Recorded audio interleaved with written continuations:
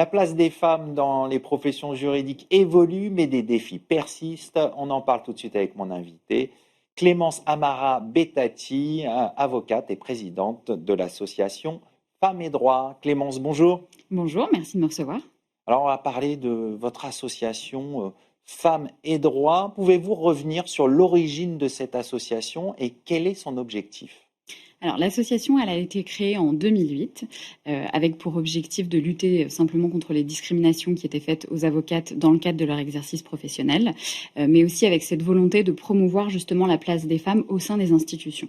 C'est une association qui est nationale et pour dire les choses simplement, je dirais qu'elle s'était un peu endormie ces dernières années.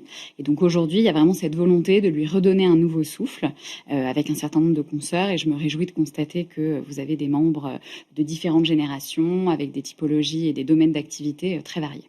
Alors, on va venir sur l'action concrète de votre association.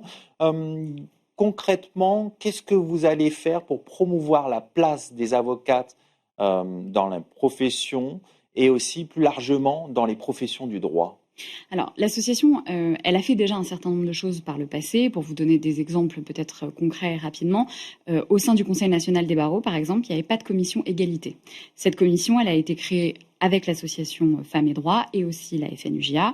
De la même façon qu'aujourd'hui, pour ne donner que l'exemple de Paris, au Conseil de l'Ordre, vous avez aujourd'hui des binômes qui sont paritaires, donc un homme et une femme, grâce à l'association.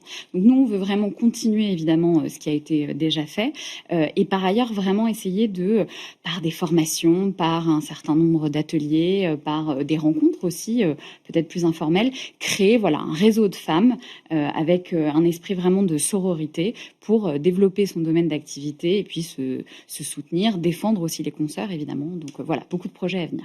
Bon, on voit que l'association est riche, plein de projets à venir. On va évoquer peut-être les freins qui demeurent dans le parcours des femmes dans les professions du droit. Quels sont les principaux obstacles? Alors, je ne vais pas tous vous les citer parce qu'ils sont nombreux, vous vous en doutez. Plus sérieusement, les trois qui me viennent à l'esprit, et peut-être le premier, le plus important, ou en tout cas le plus évident, c'est évidemment la question de la maternité, puisqu'on constate qu'en réalité, lorsqu'une consoeur a son premier enfant, et évidemment son deuxième, elle va, par exemple, pour le congé maternité, évidemment être éloignée du cabinet. Et le constat qu'on peut faire, c'est que malheureusement, ça a une incidence sur l'évolution de sa carrière. C'est le cas pour les avocates, mais en réalité, c'est le cas pour les femmes en général. Et ça a été démontré dans bon nombre d'études, évidemment. Et ce qui est regrettable, c'est que par ailleurs, ce qu'on voit aussi au sein de la profession, c'est que malheureusement, vous avez des consoeurs qui, justement, à partir du premier enfant, du deuxième enfant, vont quitter la profession, alors que c'est une profession qui est extrêmement féminine, puisque je crois que vous avez que 57% d'avocates. Donc ça, c'est peut-être la première chose. Le deuxième auquel je pense, c'est un peu cette notion de plafond de verre et de parquet collant, on peut dire.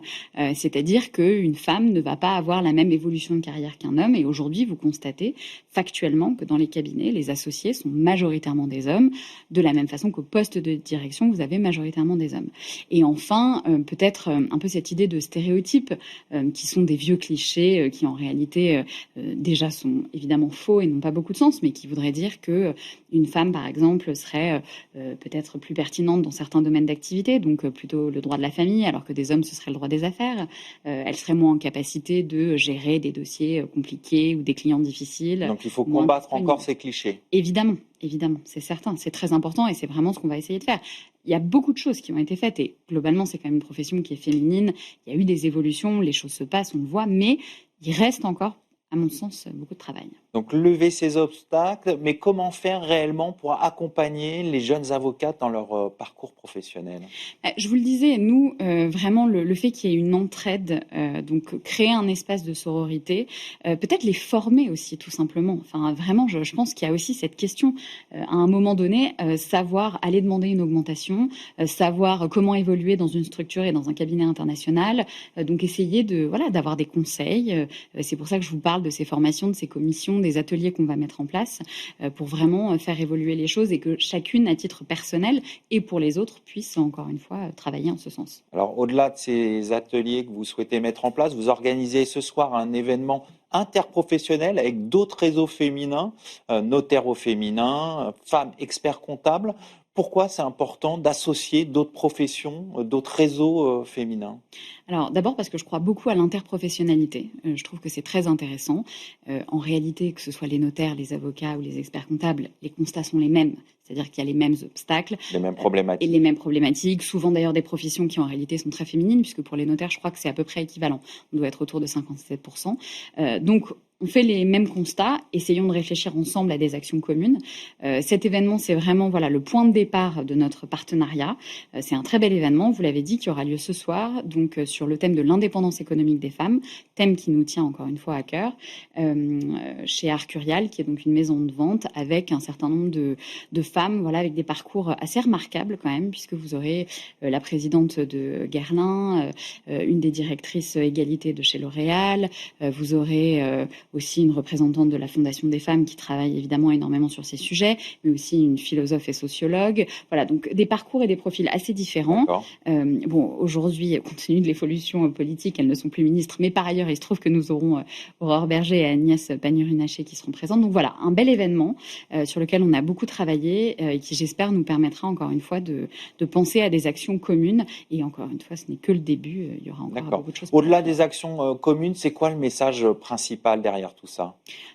L'indépendance économique des femmes, concrètement, qu'est-ce que c'est? C'est la capacité pour chaque femme, à travers sa formation, son activité professionnelle, d'être autonome, indépendante d'un point de vue financier, d'un point de vue matériel, de pouvoir aussi gérer de façon libre et éclairée son patrimoine, ses ressources, sans dépendre de qui que ce soit.